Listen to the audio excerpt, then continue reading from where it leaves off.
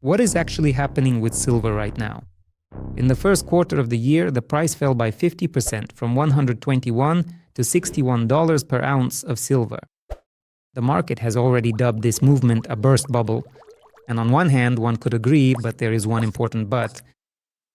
While algorithmic funds were selling off futures and putting heavy pressure on prices, an absolutely opposite situation was occurring in the physical market. Right now, physical metal is disappearing from COMEX warehouses. In March alone, about 500 million ounces were requested for contract deliveries. Meanwhile, inventories have shrunk to approximately 88 million. In the absence of physical metal, prices in China soared to $160 per ounce. Where does this gap between futures prices and physical metal come from? What is actually driving the demand for silver today? And what kind of time bomb has Samsung planted under the entire global precious metals market? We will talk about all of this in our episode today.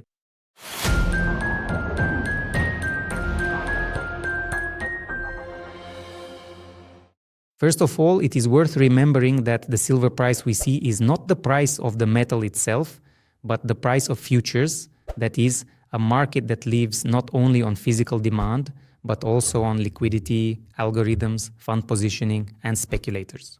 Therefore, at any given moment, prices can remain extremely unstable even without any changes in real demand. But in parallel to this, there is the physical market, and there it is simpler. The metal is either there or it is not. They buy more of it or maybe less. When delivery requests increase and inventories shrink, it means that the metal is, really not there, it is leaving the market. And in such moments, what we see now occurs. That is, the gap between paper value and real demand.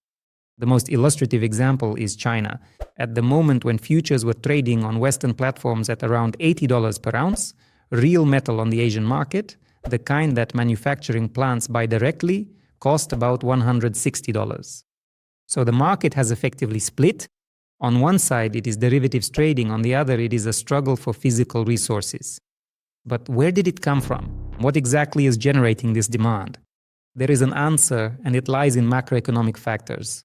It all comes down to basic physics. Silver is the element with the highest electrical and thermal conductivity on the planet. This is exactly what makes it critically important for, the new infrastructure.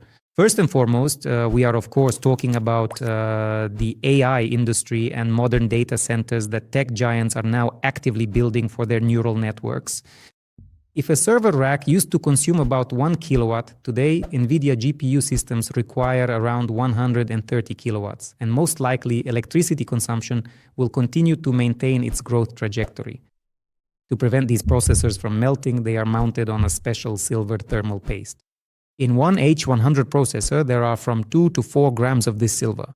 Now multiply that by millions of chips, high-precision connectors, and shielding systems, you will get a simply colossal new source of demand for silver. The second source of demand is 5G communications.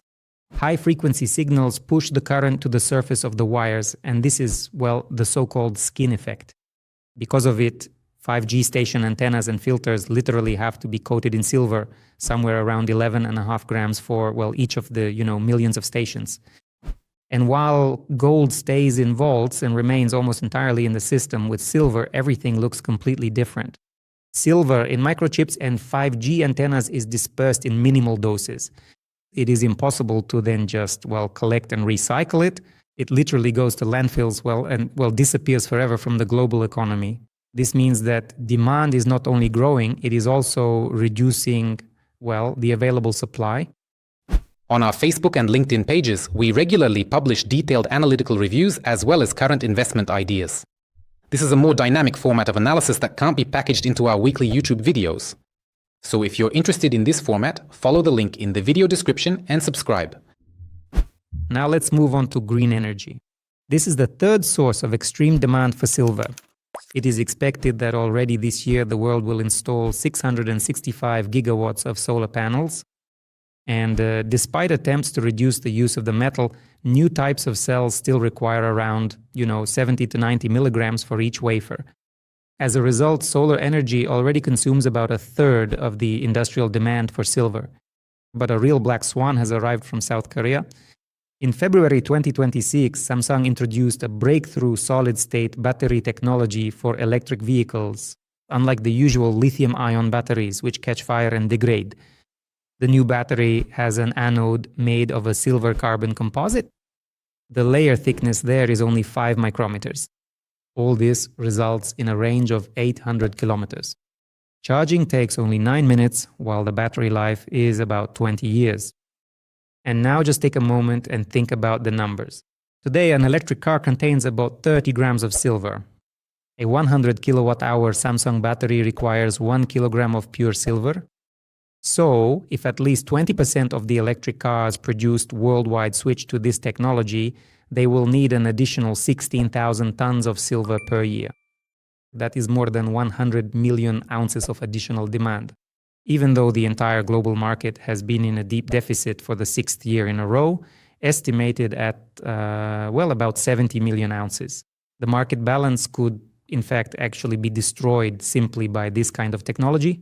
The only thing that could really put pressure on demand right now is the current situation surrounding Iran, because high oil prices have an effect on inflation. They tend to drive it up. And accordingly, this could result in a slowdown of the global economy. It probably already has, and we will see that in the figures. But the question is, how will this conflict develop overall? How significant will this impact be? However, in the last week, we have seen a move toward a peaceful resolution of this conflict, because for the sake of objectivity, neither side wants to continue fighting, as all of this has significant and insurmountable consequences. So let's hope that the Strait of Hormuz will gradually begin to open up and that oil prices will slowly start to go down, which hopefully will not put too much strong pressure on global economic growth. And in any case, regardless of anything, it's important to understand that the Iran story is, for now, more of a tactical one at the moment. In any case, long-term demand is more likely to increase over time. And the long-term outlook for silver remains extremely positive in any case. And as usual, a perfectly logical question arises, why not just start mining more? Because 70% of silver is mined as a byproduct of copper and zinc mining. And no one is going to build a copper mine just to produce silver. And in those countries where it is mined directly, there has been, simply an institutional collapse. Take a look at Peru, for example.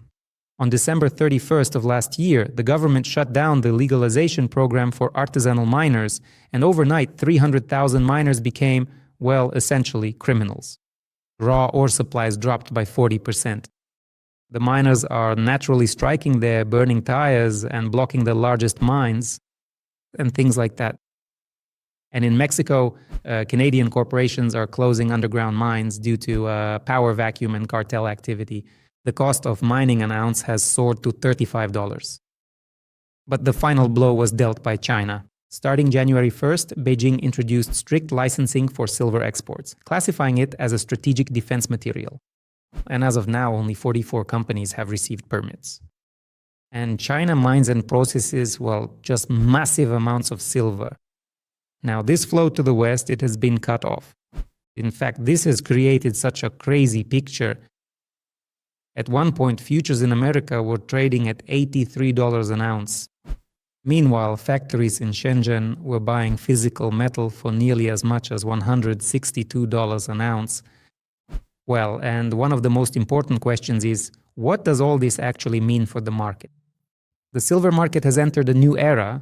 Analysts from the London Bullion Market Association, JP Morgan, UBS, and other investment banks are setting long-term targets at $80 to $90 an ounce, with potential spikes even higher, depending on who you ask, even above $160. There are such forecasts. That is, silver is changing its nature. And first of all, you need to look at the fundamentals. AI data centers, 5G networks, solid-state batteries from Samsung, and millions of solar panels are physically consuming this metal, which cannot be mined in the necessary required quantities. Silver has now become a critical node of the technocratic future. Essentially, whoever owns the metal controls the progress. And most likely, silver will perform well in the long run. Secondly, silver remains such an extremely volatile instrument, and because of this, we probably see less demand for it from institutional investors. And accordingly, it is definitely losing its hedging functions. This also needs to be kept in mind. And thirdly, silver currently has a very high correlation with gold, around 0.8, if I'm not mistaken. And in fact, silver can be used as a kind of leveraged proxy for gold. So if you are speculating and you happen to see, some kind of oversold condition in gold or silver, then by, let's say, gradually building positions through silver, you can actually earn many times more, speculatively speaking. And if we're talking about our portfolios, we usually tend to invest in gold. And it's gold that we view as a strategic asset that can, make up from 5 to 10% of a portfolio. Silver, on the other hand, is more of a speculative tool for us, which is good to trade specifically at moments of strong oversold or overbought conditions. The main thing is not to give in to the general euphoria and not to buy silver at a time of, excessive growth. Like, for example, what we saw at the beginning of the year.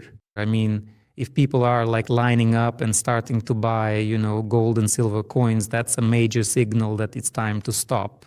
So if you're in a taxi and the driver is telling you that you need to buy silver, you should definitely hit the brakes and cut all your positions.